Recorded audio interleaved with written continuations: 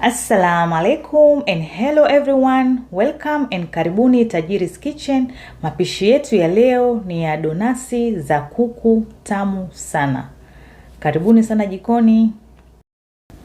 Mahitaji yetu ni kuku steak. Utachukua kuku wako, utamuosha vizuri, alafu utamkausha maji. Baada ya hapo utamkatakata vipande kama hivi, utamweka kando.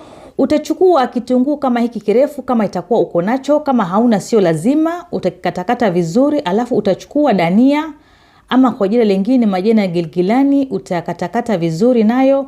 Utachukua vitunguu thomu, tembe za kuhesabu, utakatakata vizuri. Alafu utachukua hizi vitu zote utazieka ndani ya jagi lako la kusagia. Baada ya hapo utachukua kitunguu maji ulicho kikaranga kama hivi, utaweka ndani. Kitunguu maji ni vizuri kikarange ndio ile maji yote yaweze kutoka. Baada ya hapo utaweka spices zako zile unazopenda. Mimi nimetumia garam masala, curry powder, pilipili manga, chumvi na pilipili ya kuponda. Baada ya hapo utaanza kusaga mchanganyiko wako hadi usagike vizuri kabisa. Utaweka na bakuli kama hivi. Alafu sasa hapa ni vizuri uweze kuchanganya kwa mkono ili uweze kuchanganyikana vizuri kabisa. Wakati nachanganya mchanganyiko wangu hapa niliuona unanata zaidi. Kwa hivyo niliufinika na kuweka kwa friji kwa muda wa lisali moja. Baada ya lisali moja kuja kutoa na kuangalia mchanganyiko wangu, niliupata umeshikana vizuri kabisa. Kwa hivyo sasa utapaka mafuta mikono yako na kuanza kutengeza shepu ya donasi. Sasa ni wakati wa kutengeza shepu ya donasi, na hapa utatengeza kulingana na vile mwenyewe unavyopenda. Ukipenda ziwe kubwa ama ukipenda ziwe dogo. Utafanya mduara wako mzuri, alafu hapa unautandaza katika mkono kama hivi. Na mimi nimetumia hiki kidude cha kutengezea krimu ya keki kutobolea donasi zangu, lakini unaweza pia kutumia kidole kufanya shepu hii. Baada ya kupata shepu yako nzuri ya donasi kama hivi, sasa hapa tuko na unga wa sima. Unazipaka vizuri katika unga wa sima kama hivi, alafu unaweka kando. Unga wa sima ni mzuri sana wakati unatengeza vitu kama hizi. Either iwe ni chicken donasi ama ni kebabs ama kachori. Inakusaidia wakati unachoma ili zisiweze kupasuka. Na pia unakusaidia wakati unakuja kuchocha katika mayai, yale mayai yanashika vizuri kabisa. Mimi napendelea sana kutumia unga wa sima kuliko unga wa ngano. Toka nipate ubinifu huu, siku hizi natumia unga wa sima. Kwa hivyo utaendelea ama tutaendelea kutengeza zote hadi tutakapomaliza. Kama mnavyoona hapa zimetokelezea vizuri kabisa.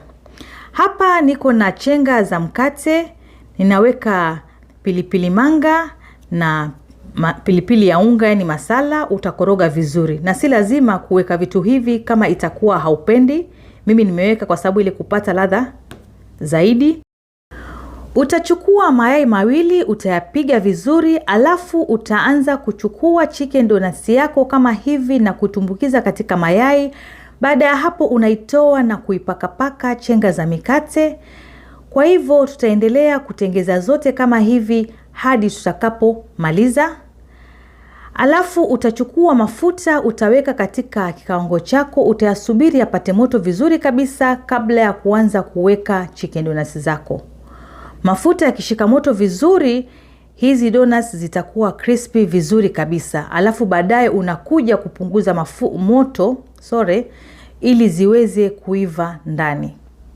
Wakati unachoma kwa moto wa chini, ujue hazitakuwa crispy vizuri.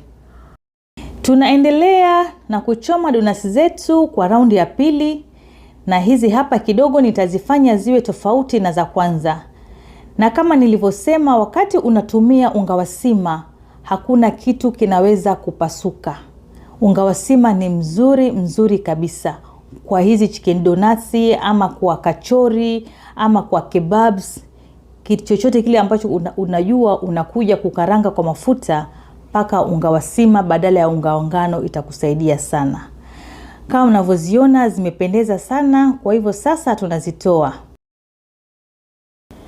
Chicken donasi zetu ziko na rangi mbili tofauti, lakini uzuri ni kwamba zimeiva ndani na nje vizuri kabisa. Kwa hivyo sasa nitawaonesha jinsi ya kutengeza sosi nzuri ya kula na hizi chicken donuts. Mahitaji yetu ni ketchup vijiko viwili, yellow mustard kijiko kimoja cha mezani, mayonnaise vijiko viwili vya mezani. Utakoroga vizuri mchanganyiko wako hadi uchanganyikane, na pia ukipenda unaweza kuweka pilipili ya kuponda nusu kijiko ama hata kijiko kimoja, itategemea na wewe mwenyewe. Kama itakuwa hupendi pilipili, sio lazima kuweka pilipili. Kwa hivyo utachanganya vizuri na mchanganyiko wako ama sosi yako itakuwa ipo tayari kutumika. Ningependa nizikate ndani muone vile zipo, yani nje ziko crispy vizuri kabisa na ndani ziko laini vizuri kabisa. Alafu ukichocha katika hii sosi yetu, yani hapa ni utamu wa hali ya juu. Natumai mkijaribu hii recipe yangu mtazipenda sana hizi chicken donuts.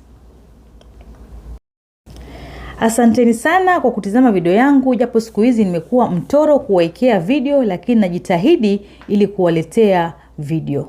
Kama wewe ni mgeni katika channel yangu hii, usisahau kusubscribe, like, comment na kushare kwa wapendao. Asanteni sana, bye.